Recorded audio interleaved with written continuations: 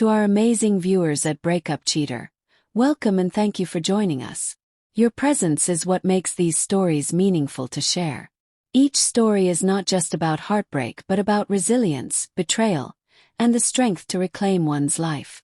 We'd love to know, where in the world are you tuning in from? Drop us a comment or message and let us know your corner of the globe. Now, settle in as we dive into today's gripping story. Chapter 1. Homecoming. The oppressive July heat struck Brody Harlow like a tangible force the moment he stepped off the military transport at Fort Benning. The thick, humid Georgia air clung to his skin, a stark contrast to the desert and mountain climates he'd endured during 3 relentless tours as an Army Ranger in some of the Middle East's most hostile territories. Finally, after 4 long years of deployment, he was home. His duffel bag felt unnaturally light in his hand, nothing compared to the heavy burden of memories and experiences he carried in his mind and heart. Brody's fingers trembled slightly as he pulled out his phone to check it for the first time since touching American soil, expecting the familiar comfort of a message from Melanie, his wife of 12 years, confirming she was on her way to meet him. Instead, the screen's glow revealed a cold, final message that made his stomach drop and his heart seize. *, don't bother coming. The locks are changed. The kids don't want you. It's over. *. Brody stood frozen in the blistering heat, surrounded by the joyful chaos of returning soldiers reuniting with loved ones. The world around him blurred as he stared at the message burned into his mind. His last video call with Melanie just 3 weeks ago had seemed normal. Distant, yes, but nothing that hinted at this brutal severance. Their conversations had frayed during his final tour, but Brody never imagined the betrayal hidden beneath the surface. His thumbs hovered over the phone, ready to lash out in anger. Dozens of furious replies flooded his thoughts. But instead he typed just 2 simple words. * as you wish. *. Anyone who truly knew Brody would understand the dangerous calm behind those words. In combat, when others panicked or shouted, Brody was the man who stayed eerily composed. His every move precise and deadly. As you wish was the quiet prelude to operations executed with ruthless efficiency. He made one call. Leona Fisk speaking. Her voice was crisp and professional. "It's Brody Harlow. I need your services. Immediately. I thought you weren't back until next week. Plans changed. Can you meet today? For you. Absolutely. My office. 2 hours." Instead of heading to the suburban home where his family had effectively cut him out, Brody directed the cab downtown, to one of the state's most feared divorce attorneys. As the cab pulled away, he allowed himself a brief, raw moment of pain, eyes squeezed shut against the sting of betrayal. Then he switched off the emotion, compartmentalizing like he always did. This was now a mission, and Brody Harlow never failed a mission. Chapter 2. Opening moves. Leona Fisk's office reflected power and intimidation. Gleaming glass surfaces, sharp steel edges, and the cold efficiency of someone used to winning. Leona herself matched the aura. Impeccably dressed in a tailored suit, her platinum hair pulled back into a severe bun, eyes that sized you up the moment you entered. That she waited until you were literally on U.S. soil to tell you not to come home? Leona said, leaning back after Brody laid out the situation. "That's cold. Even by my standards." Brody's voice was steady but sharp. "I need to know exactly what I'm dealing with. And then I need options." Leona smiled, predatorily. "What exactly did you mean when you texted, 'as you wish'?" Brody met her gaze. "It meant I respect her wishes to end our marriage, but on my terms." "Good," she said. "The weak want to salvage what's beyond repair. You're not here to get her back." "No," Brody confirmed. "I'm here to win." For the next hour, they built the blueprint for what Leona called the nuclear option, a ruthless strategy to seize control and exact justice. By the time Brody left, he'd signed paperwork initiating a series of precise financial and legal strikes scheduled for 9 a.m. the next morning. In a hotel room that night, Brody called his oldest friend Wyatt Dennis. They'd grown up together in rural Pennsylvania, enlisted side by side, though Wyatt had left the military 5 years earlier. "I need surveillance on my house," Brody explained, filling Wyatt, Indiana. "I need to know who's coming and going." "You think there's someone else?" Wyatt asked bluntly. "I need confirmation and details." "I'm on it," Wyatt said. "Brody." "I'm sorry, brother." By nightfall, Brody's phone vibrated non-stop. Calls and texts from Melanie, all unanswered. "What did you do? Answer your damn phone. You can't just disappear." At 10:37 p.m., Wyatt sent a series of photos.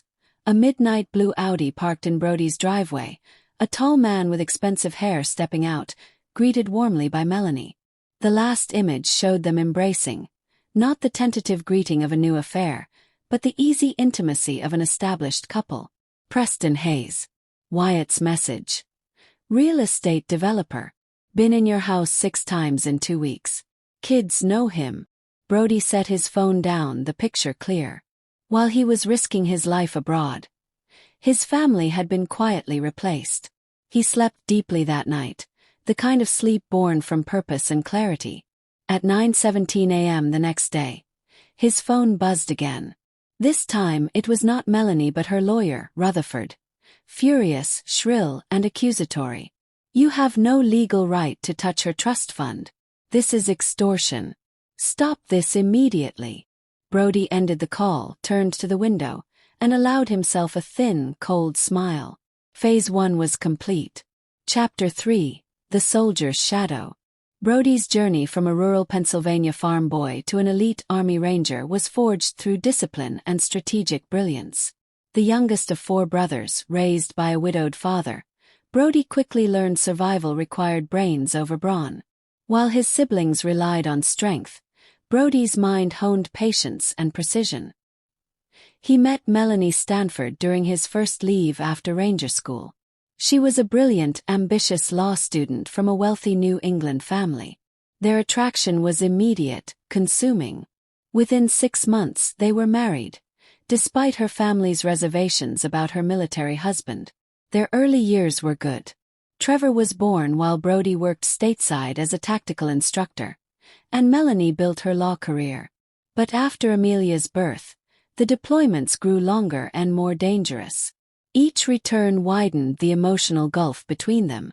During his second tour, Melanie's father died, leaving her a sizable trust fund with complicated, restrictive conditions.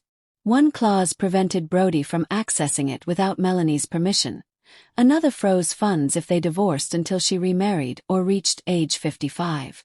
What Melanie didn't know was that Brody had spent years studying financial law, a hobby born of his tactical obsession with systems and loopholes. He discovered a rarely noticed clause. Management rights could be temporarily reassigned during periods when either spouse abandoned the marital domicile. By sending that cold text as he was flying home, Melanie had unwittingly triggered this clause. Brody hadn't touched her money, but he had legally frozen the entire trust, blocking all withdrawals or transfers. In a follow-up meeting, Leona slid a folder across the desk. "You were right," she said. "Preston Hayes isn't just her lover. They've known each other since law school. Exes." Brody nodded. Timing matched with credit card records and hotel charges.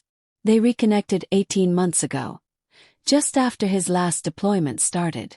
While Brody was clearing buildings and watching friends die, Melanie was rebuilding her life, with someone else waiting in the wings. "And my children." Brody's voice cracked for the first time. Leona's expression softened slightly. "Preston's playing daddy. Weekend trips, expensive gifts. Your son's resistant, angry at both adults. Your daughter's more accepting." Brody absorbed the news, jaw tightening. "Anything on the house?" "No new mortgages or loans," Leona said. "But Preston's shell company bought the property next door 6 months ago. They're planning to combine the estates." Brody's voice went cold. "They're not just having an affair. They're replacing me. Moving in next door, taking over everything." Leona nodded. "Most affairs are impulsive. This one is calculated. And they've made mistakes," Leona added. Preston transferred $200,000 to Melanie 3 months ago, which she used to redecorate your house. Marital property altered using funds from her paramour. Plus, she's been paying household expenses from your joint account while keeping this secret. That's good, Brody said. But not enough. I want leverage, something about the kids. Leona raised an eyebrow. Courts favor stability and safety, Brody said. Find me proof she can provide neither. As Brody left, his phone buzzed with a text from Wyatt. Got something big. Meet me at the usual place. At a small diner outside Atlanta, Wyatt slid a flash drive across the table. Your wife and Hayes aren't just playing house. They're laundering money through local businesses. Landscaping, childcare, even your kids' school tuition. Brody's mind raced. This goes deeper than infidelity.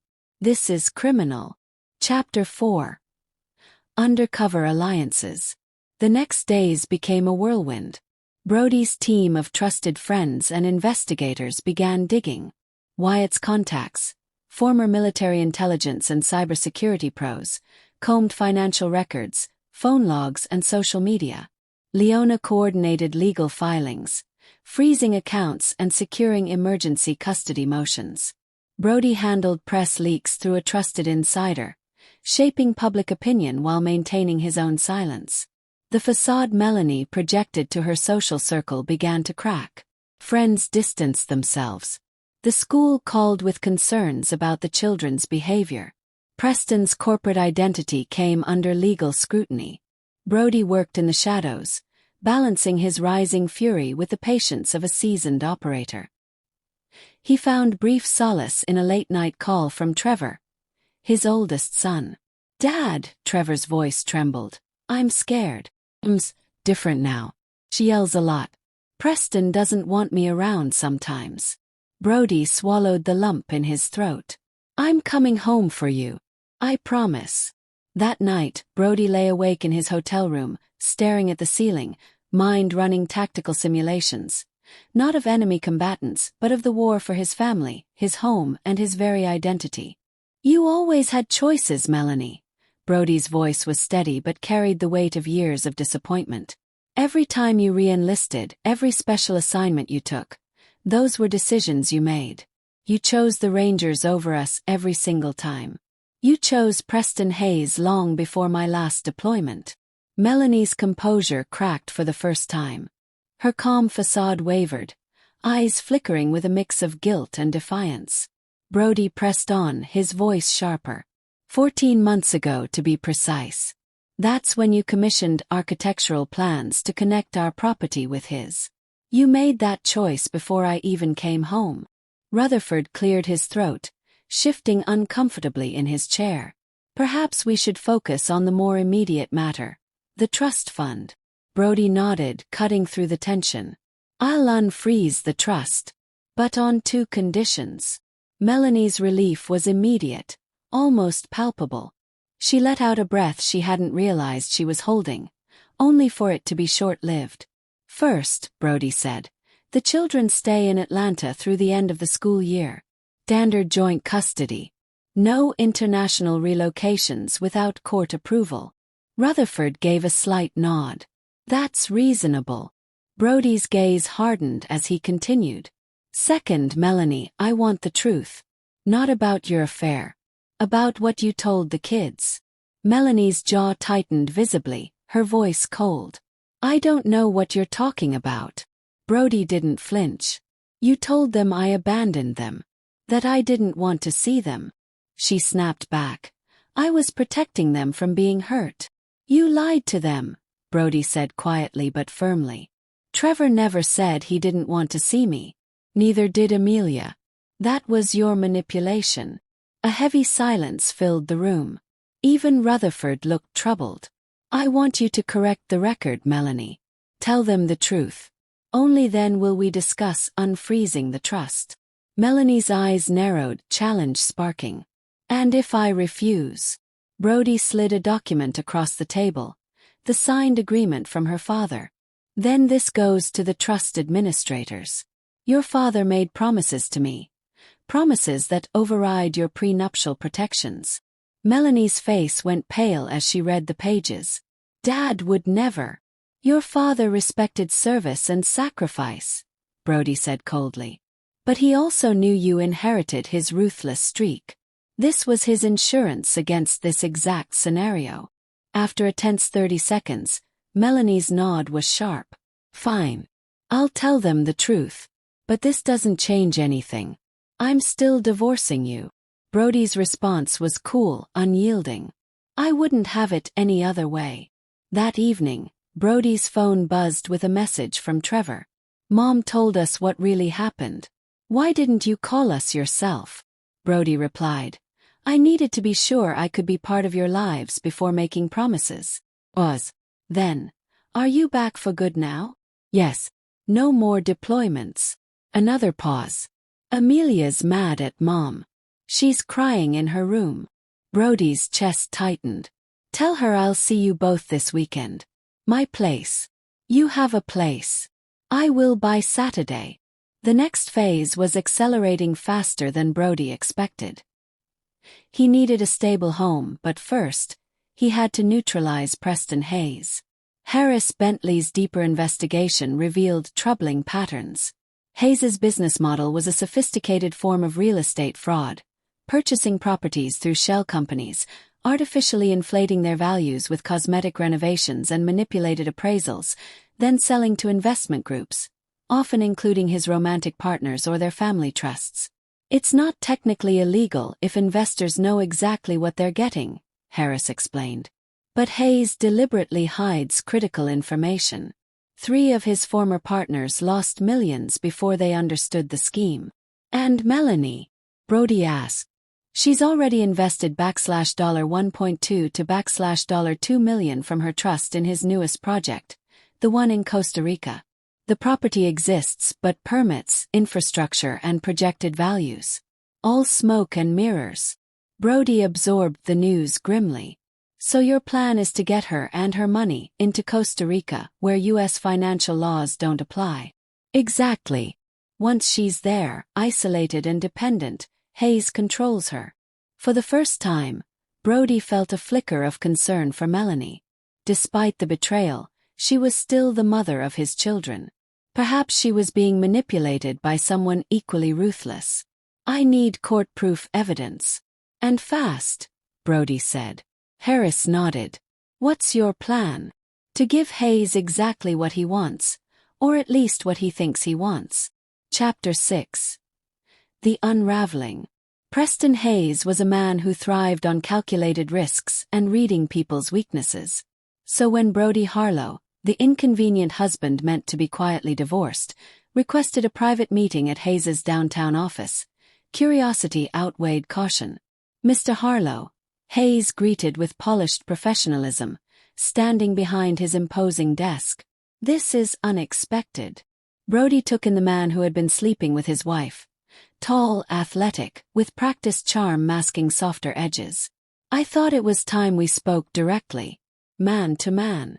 Hayes motioned to a chair. I'm listening. Although I'm not sure what there is to discuss. Melanie has made her decision. That's exactly why I'm here, Brody said, staying standing. To acknowledge that decision, and propose a solution that benefits everyone. Hayes's expression was unreadable, but his posture shifted, intrigued. You want Melanie. You want my house. You want my family, Brody stated flatly. I've accepted that. But the legal battles will drag on for months, possibly years. Nobody wins. So what do you suggest? A clean break, Brody said. I sign over my interest in the house. I agree to the divorce terms. I support your relationship. He forced the last part out. In return, I want guaranteed access to my children and a financial settlement reflecting my contributions. Hayes studied him carefully, searching for a trap. That's surprisingly reasonable. Melanie described you as uncompromising. Military service teaches you to recognize unwinnable battles, Brody replied. And to reposition strategically. I see, Hayes said, leaning back. And what financial settlement are we talking about? 2 million. A fraction of what prolonged litigation would cost. You seem very confident about that, Hayes noted. Brody shrugged. I've done my homework. For a fleeting moment, uncertainty flickered in Hayes's eyes before the mask returned. I'll discuss this with Melanie. Of course. But this offer is time-sensitive. 24 hours. That's not much time for such a big decision.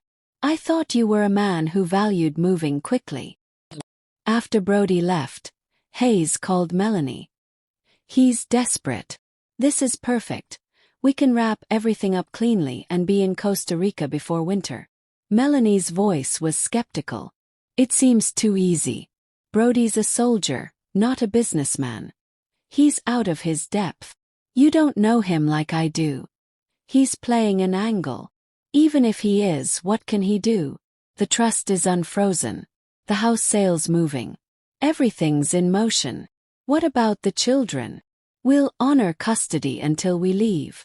By then, he'll be settled in his new life. The kids will prefer our situation, especially with the private schools in Costa Rica. And if he contests the international move, it'll be too late by then. Trust me, Mel. This is everything we've worked toward. The secret recording captured the entire conversation.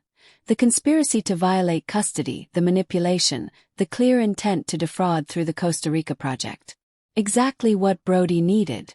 The next day, Hayes called to accept Brody's terms, scheduling a meeting to sign the paperwork the following morning. That evening, Brody met with Leona to finalize their countermeasures. This is thin ice, Leona warned. Legally, a judge might see the recording as entrapment. The recording's insurance, Brody said firmly. The real proof is in the financial documents, the pattern of fraud, the misrepresented investments. Hayes confirming his plans about my children is just the icing on the cake. Are you sure you want to warn Melanie? Brody's expression hardened. After everything, this isn't about Melanie anymore. It's about protecting my children, from both of them. The pieces were finally set.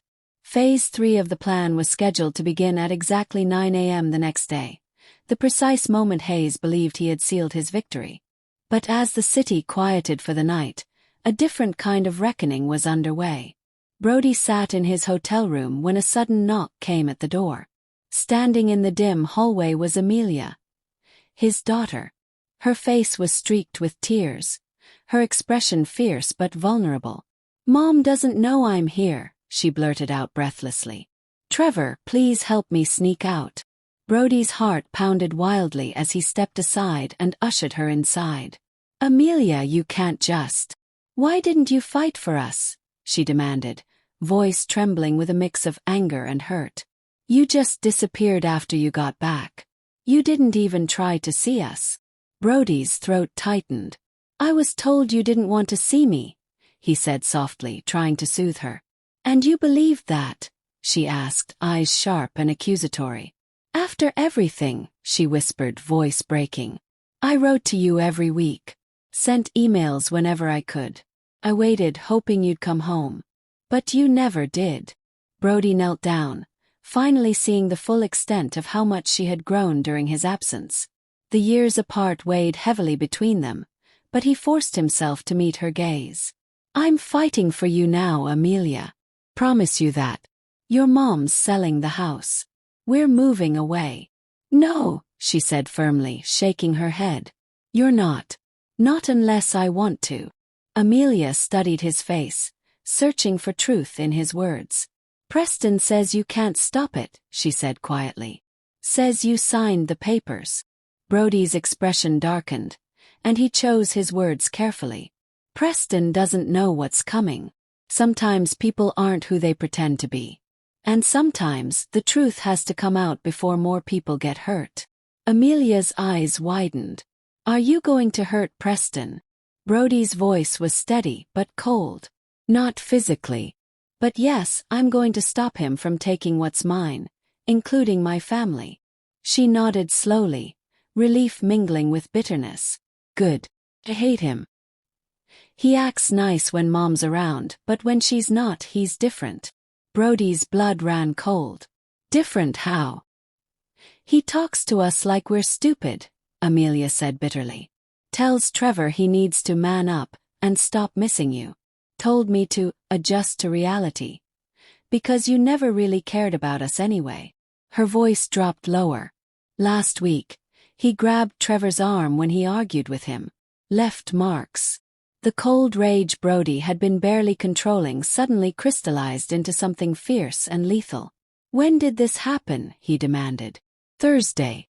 Trevor wouldn't let him into his room, and they fought. Does your mother know? Brody asked urgently. Amelia shook her head. Trevor didn't want to tell her. Said it would just make everything worse. Brody took a deep breath, recalibrating. You need to go home now, but tomorrow things are going to change. I promise you. After helping Amelia get safely home with Wyatt's quiet assistance, making sure no one noticed, Brody made one last call to Leona. We need to accelerate the timeline, he said grimly. And add one more element to our strategy. What changed? Leona asked, sensing the urgency. Everything, Brody replied. Hayes crossed a line he can't uncross. Chapter 7, The Reckoning. The Hayes Development Group offices filled the 27th floor of Atlanta's most prestigious business tower, an intimidating fortress of glass and steel, all chrome and calculated menace. Brody arrived early for the 9 a.m. meeting. Hayes was already waiting, flanked by 2 attorneys and wearing a smug, confident smile.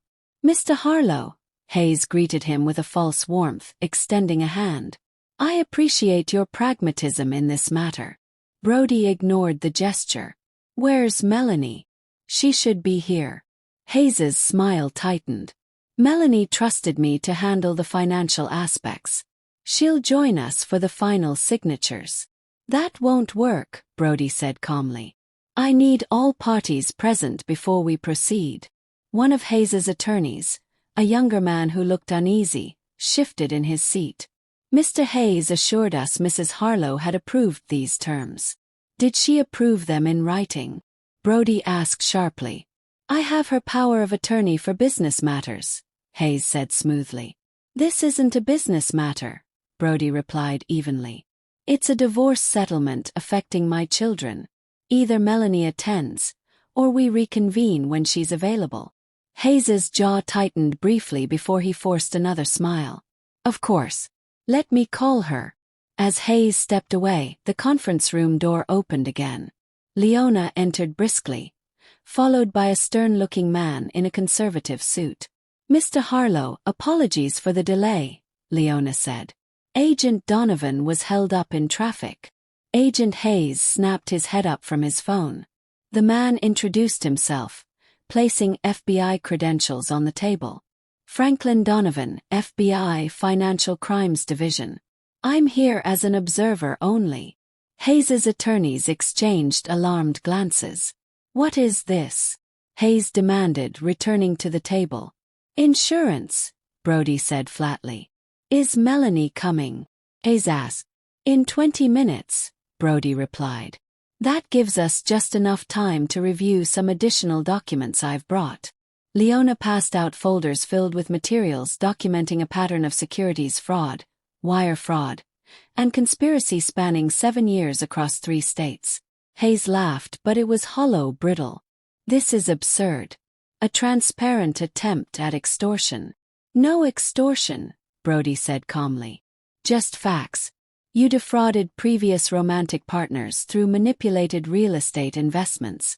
You're attempting the same with my wife and her trust fund. And most recently, you physically assaulted my 16-year-old son. Hayes's face drained of color. That's a lie. I never. We have photographs of the bruises, Brody cut in. And witness statements. The conference room door opened again. Melanie arrived, looking confused and alarmed as she took in the scene. What's happening? She demanded. Preston, why is there an FBI agent here? Mrs. Harlow, Agent Donovan said politely. Please join us. We were just discussing your investment in the Costa Rica development. My investment? Melanie asked, glancing at Hayes. What investment? The $1.2 million transfer you authorized 3 weeks ago, Brody said, for the Villa Parasso development. Melanie froze. That wasn't an investment. That was supposed to be our retirement home. There is no retirement home, Brody said gently. The development exists only on paper.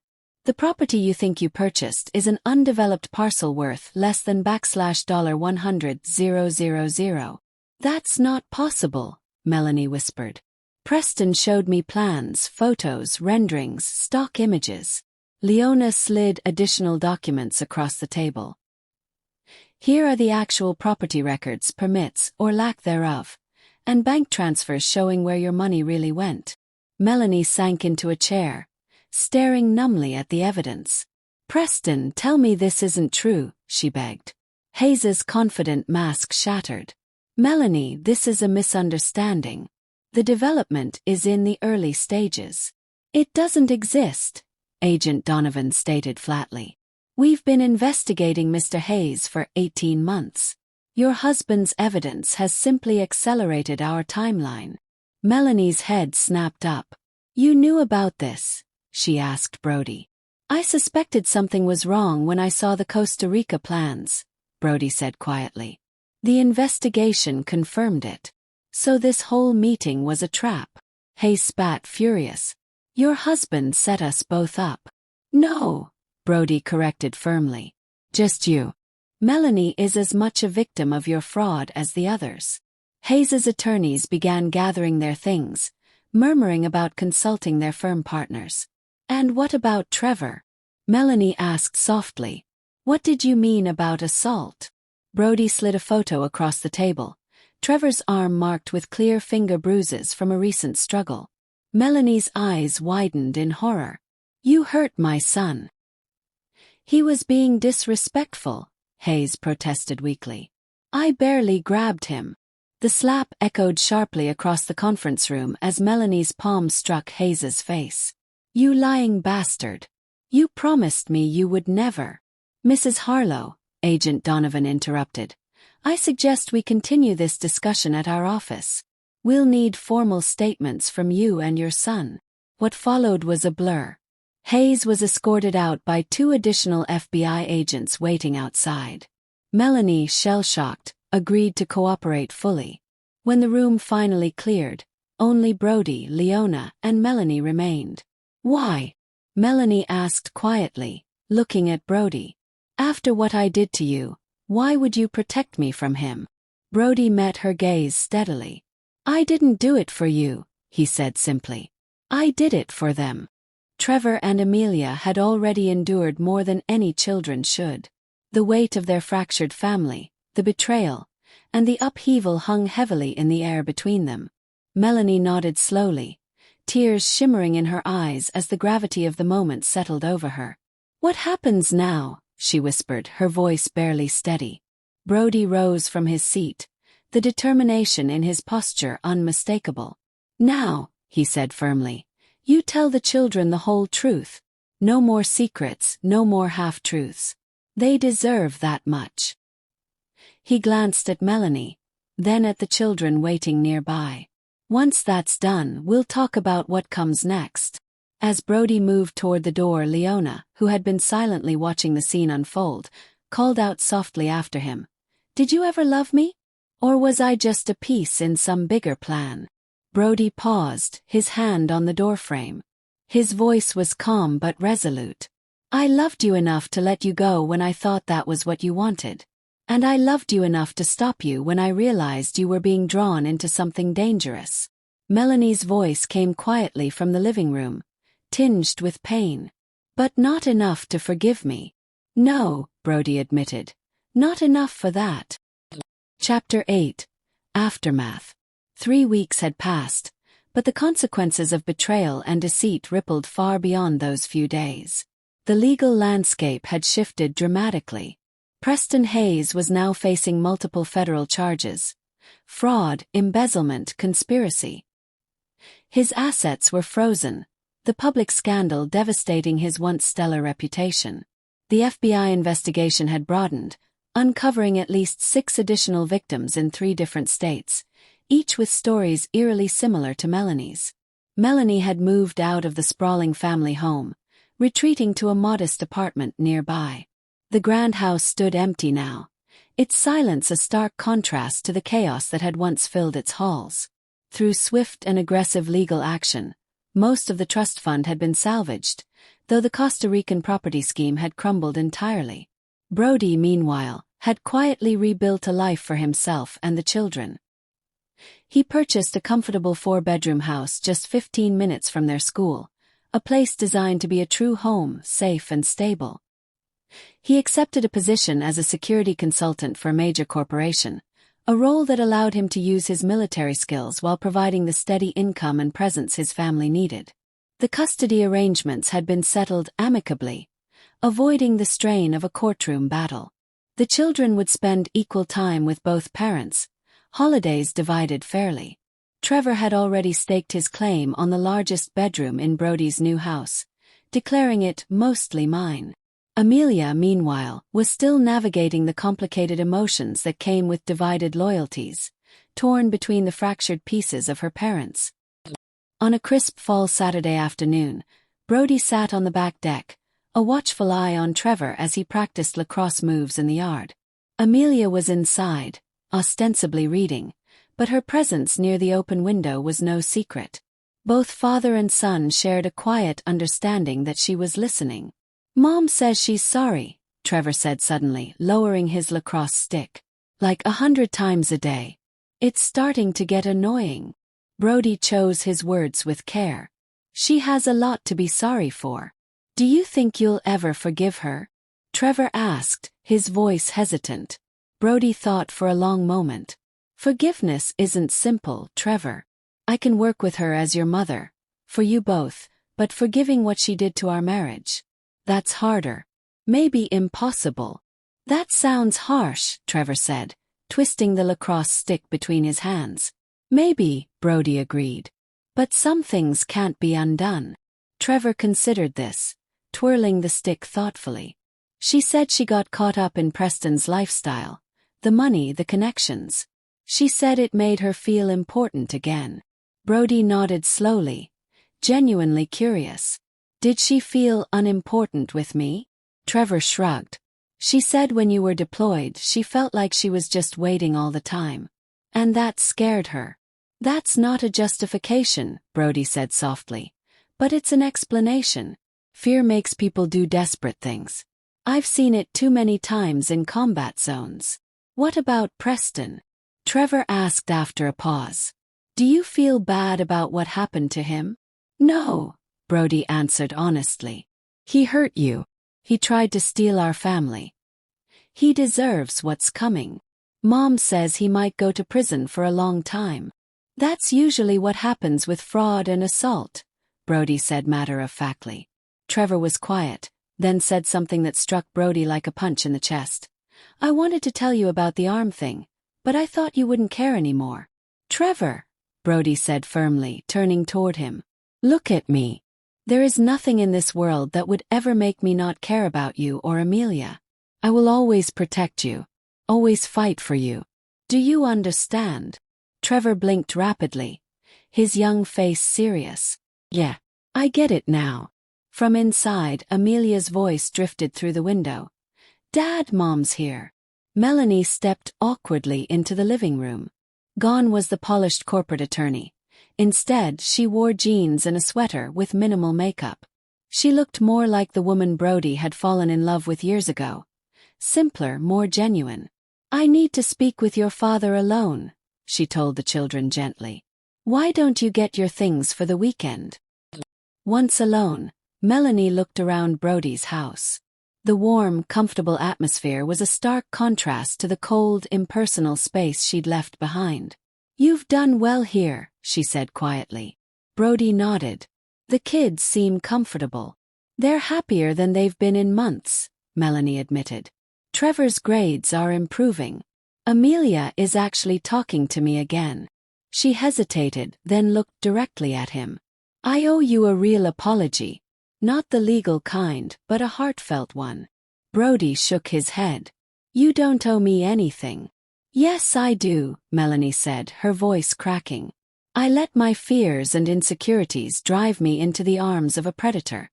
I betrayed our vows, lied to our children, and tried to erase you from their lives. Brody's expression tightened. I saved our children. Melanie flinched at his words but nodded. Fair enough. But I'm still grateful and deeply remorseful. More than I can say. He studied her, the woman he had once built his life with. The anger that had burned fiercely in him these past weeks had cooled to embers. Not hatred, but a permanent fracture.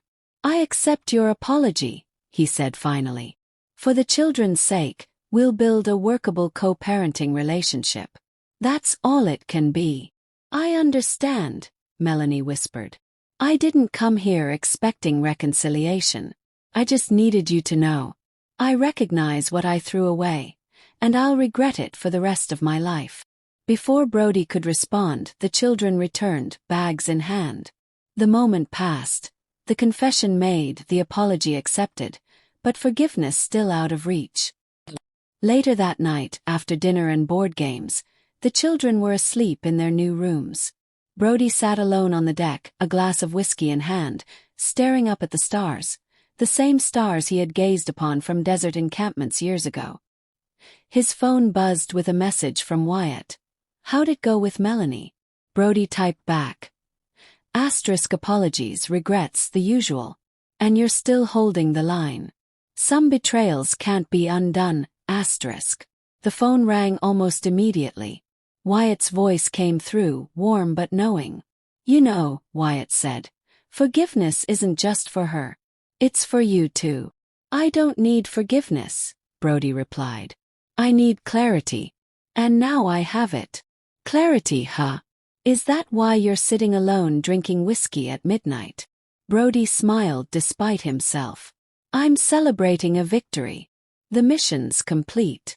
Bullshit, Wyatt laughed. The mission was punishment. Now it's done, and you don't know what comes next. Brody paused, realizing the truth in his friend's words.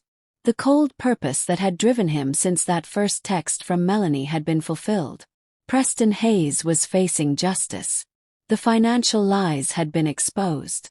The children were safe, beginning to heal. But the emptiness remained. What do you suggest? Brody asked quietly. Move forward, Wyatt said simply. Not with Melanie, that ship sailed, but with life. The war is over, brother. Time to come home for real. Brody looked back up at the stars. The battlefield was behind him. The future was waiting. For the first time since returning from deployments overseas and isolated mountain outposts, Brody felt a subtle but profound shift within himself. The heavy armor of anger, bitterness, and betrayal that had weighed on his soul was beginning to loosen, as if a long-held burden was finally lifting. It wasn't forgiveness, at least not yet and perhaps not ever, but something different, something fragile and new. Possibility. A glimmer of hope for a future unshackled from the past. Last chapter, resolution. 6 months later, the storm that had engulfed their lives had settled into a quieter, more manageable calm. The divorce between Brody and Melanie was finalized, its terms negotiated with surprising fairness and without the acrimony that had threatened to consume them both. The custody arrangement, thoughtfully designed and mutually agreed upon, had become a stable foundation. Both Trevor and Amelia were thriving, gradually adapting to their new normal with resilience that impressed everyone around them. Preston Hayes' fate was sealed. After a lengthy federal investigation, he accepted a plea deal, facing 8 years behind bars along with restitution payments that would financially hobble him for decades to come. The man who had once seemed untouchable was finally brought to justice. Meanwhile, Brody's own life was transforming. His security consulting firm was growing steadily, fueled by his military expertise and discipline. He'd recently added 2 fellow former Rangers to his team, forging a tight-knit brotherhood of professionals who supported one another, an echo of the camaraderie he'd once known on the battlefield. On a warm spring afternoon, Brody stood near the sidelines of a sprawling athletic field, watching Trevor play in the state lacrosse championship. The sun cast a golden glow over the scene, the energy of competition mingling with the carefree spirit of youth. Beside Brody, Amelia cheered enthusiastically, her voice full of sibling pride. Melanie lingered nearby, maintaining a respectful distance, not too close, but close enough to present a united front for their son. Boundaries had been carefully redrawn. "He's really good," remarked a voice from Brody's side. He turned to see a woman with curly brown hair, athletic and confident, her eyes fixed on the game with professional interest. "He works hard at it," Brody replied with a small smile. "Scholarship potential for sure." "I'm Vanessa," she said, extending her hand. "College recruiter for Northwestern." "Brody Harlow," he introduced himself. "That's my son, number 17. Great stick skills." Their conversation flowed naturally throughout the first half, Vanessa's knowledge of lacrosse impressing Brody. She spoke with the enthusiasm and insight of someone deeply connected to the sport, and her presence was a welcome distraction from the weight of recent months. At halftime, Amelia tugged gently on Brody's arm. "Dad, I'm getting hot chocolate. Want some water for me?" Brody smiled, handing her a few dollars. Just then, Vanessa turned toward Melanie. "Miss Harlow, can I get you anything?" Melanie looked briefly startled by the direct address. "Oh no, thank you," she added quietly. "And it's Stanford now, I've gone back to my maiden name." Amelia, sensing the delicate dynamic, quickly said, "Mom, come help me carry everything," a transparent attempt to give her father some space with Vanessa. Vanessa smiled knowingly. "Smart kid. Not subtle but smart." Brody chuckled. "They both think I need to get back out there. As Trevor puts it," Vanessa said. "Do you?" The question was direct, her interest clear. 6 months ago, Brody might have dismissed the idea outright. Now, though, he found himself genuinely considering the possibility. "I might," he admitted slowly. "Eventually," Vanessa nodded, respecting his measured response. "Well, when eventually arrives, maybe we could get coffee. Talk about your son's lacrosse future, among other things." She handed him a business card, their fingers brushing briefly, a small spark of connection. Before Brody could respond, the game resumed, but something inside him had shifted. A door had cracked open to new possibilities he hadn't dared imagine before. After Trevor's team won in a tense, nail-biting finish, the family celebration spilled into an early dinner at the teenager's favorite restaurant. Melanie excused herself, citing work commitments, leaving Brody alone with the children. "Who was that woman you were talking to?" Trevor asked between bites of his burger. "A college recruiter," Brody replied. "From Northwestern. She was really impressed with your play." "Dad," Trevor rolled his eyes. "She gave you her number." "I saw." "For recruitment purposes," Brody said with a slight smile that betrayed his amusement. "You should call her," Amelia declared. "She's pretty and she knows lacrosse, so she's smart too." Brody laughed softly. "I'll consider it." Later that night, after dropping the kids at Melanie's modest apartment, Brody returned to his quiet, empty house. He placed Vanessa's card on his desk. Not yet ready to act, but no longer rejecting the possibility outright. His phone buzzed with a text from Melanie. Asterisk, "Trevor can't stop talking about the Northwestern recruiter. Says she might be the one for you. Just a friendly heads up that our son is planning your wedding." Asterisk. Despite himself, Brody laughed. He texted back asterisk, "Thanks for the warning. I'll manage expectations." Asterisk. Melanie replied unexpectedly. Asterisk. "You deserve happiness, Brody. I mean that sincerely." Asterisk. He stared at her message, uncertain how to respond. Finally he wrote simply. Asterisk, "So do the kids. Thank you for today." Asterisk.